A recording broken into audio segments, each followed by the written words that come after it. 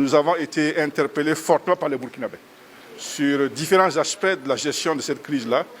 Et dans ces interpellations, on a senti parfois des manques d'informations, on a senti parfois aussi une colère face à des situations qu'ils ne comprenaient pas ou qu'ils jugeaient comme étant mal gérées. Et donc notre rôle en tant qu'opposition, c'est de ramener ces questions-là.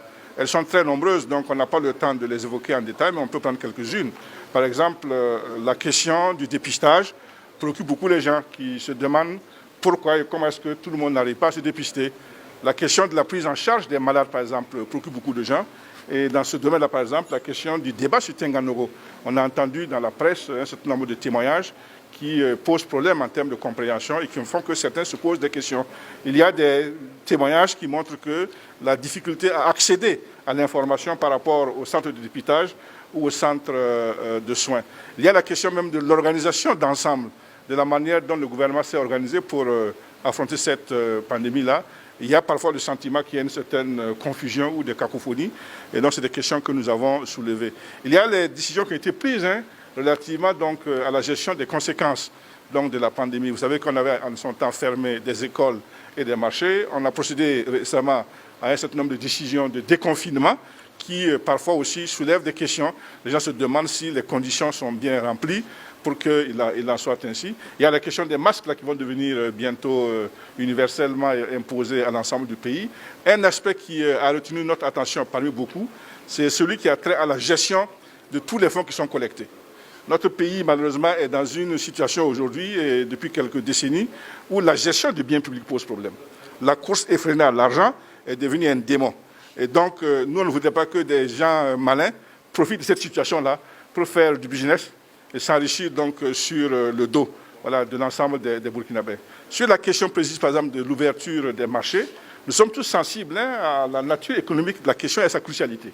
Et donc, il y a beaucoup de questions comme ça qui sont posées par les Burkinabés et nous, en tant qu'opposition, on a fait notre devoir d'être en tout cas le porte-parole de ces Burkinabés-là pour soulever ces inquiétudes-là.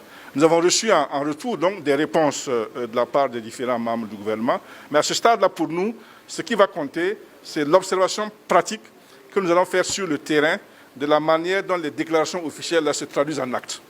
Ça a été également l'occasion pour nous, une majorité, de faire des observations sur les insuffisances constatées dans la gestion de la pandémie.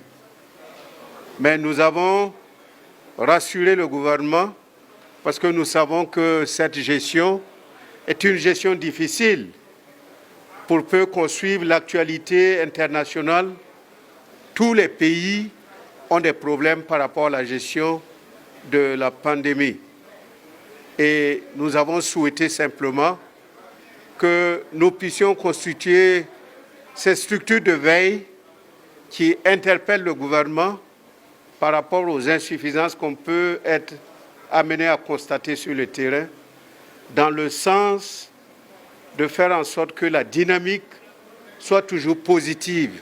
Nous avons insisté enfin sur le fait qu'au niveau de la communication, il faut gagner la guerre de la communication.